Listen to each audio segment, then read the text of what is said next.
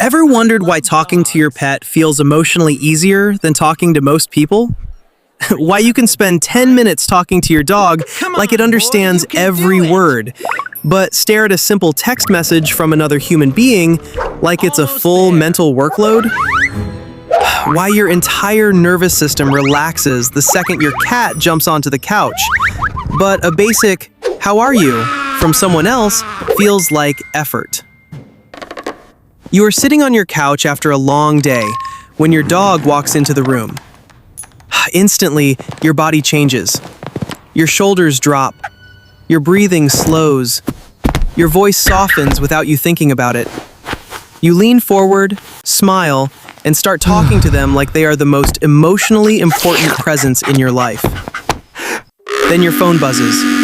It is a message from a friend, or a coworker, or someone asking for help.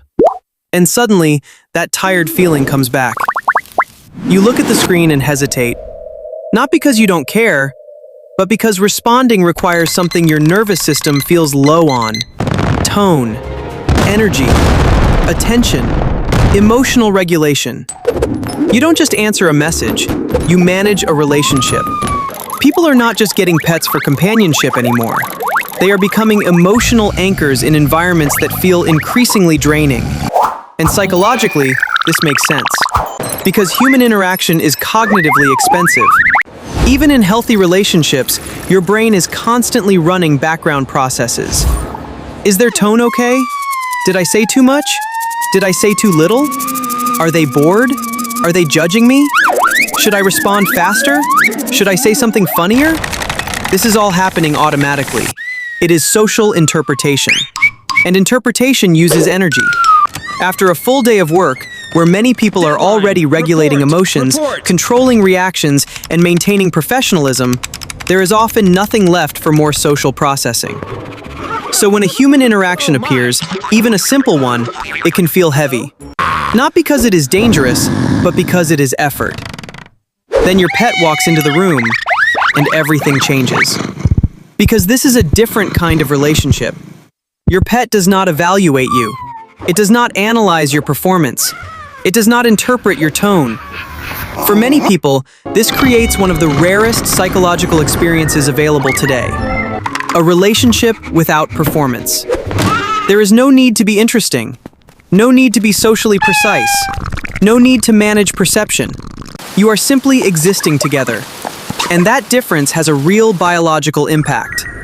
Studies on human-animal interaction have found that positive interaction with pets is associated with reduced stress responses, including lower cortisol levels and increased oxytocin activity, a neurochemical involved in bonding and emotional regulation. In simple terms, your body physically calms down around them. That is why people instinctively reach for their pets when they feel overwhelmed. Not as a habit, but as regulation. The nervous system recognizes safety, but the emotional effect goes beyond biology. Pets also become what we could call emotional stabilizers. Not because they fix problems, but because they remove judgment from emotional expression. Think about what often happens when people express distress to other humans. There is often advice, or interruption, or discomfort, or overanalysis, or the pressure to make it better. I feel so much better But now. animals respond differently. A dog sits beside you. A cat lies on your chest. Hey there, buddy. They do not ask for explanations. They do not correct your emotions. They do not require coherence. They simply stay.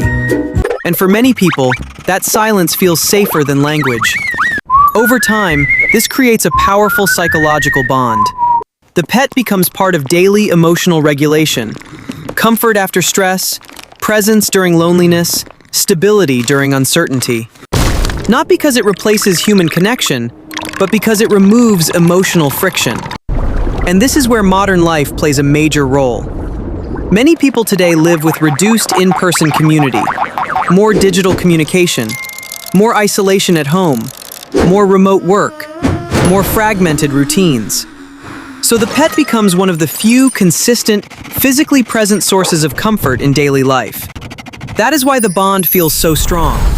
And it also explains something people are often surprised by: pet grief.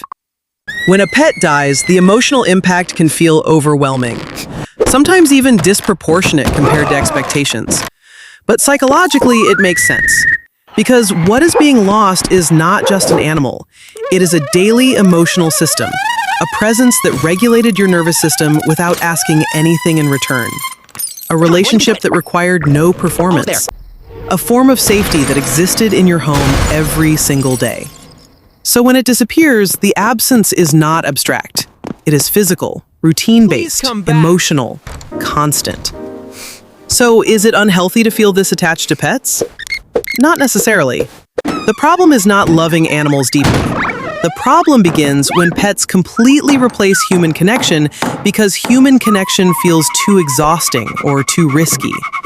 Because pets provide comfort, stability, and emotional grounding.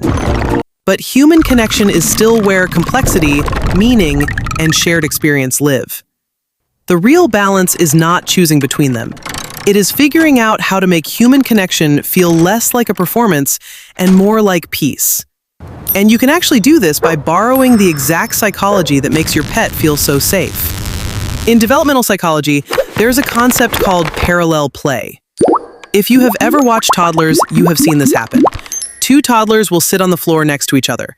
One is playing with blocks, the other is coloring. They are not talking to each other, they are not collaborating, but they are deeply comforted by each other's presence. As we grow up, society tells us that spending time together requires constant, active engagement. If there is silence, it feels awkward.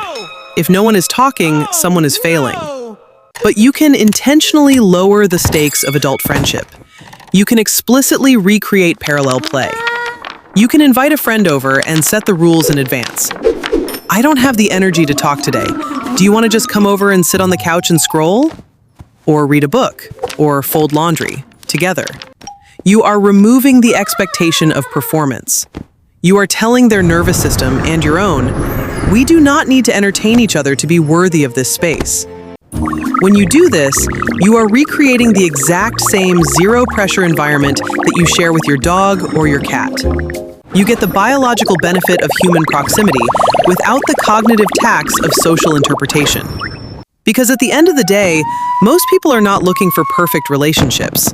They are looking for something simple, a place where they do not have to perform.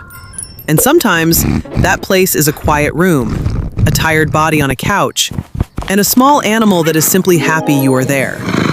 But eventually, if you lower the stakes enough, you can learn to let people into that quiet room too. All right, buddy, over here. Go get it. Woof. Yes, good boy. We did it.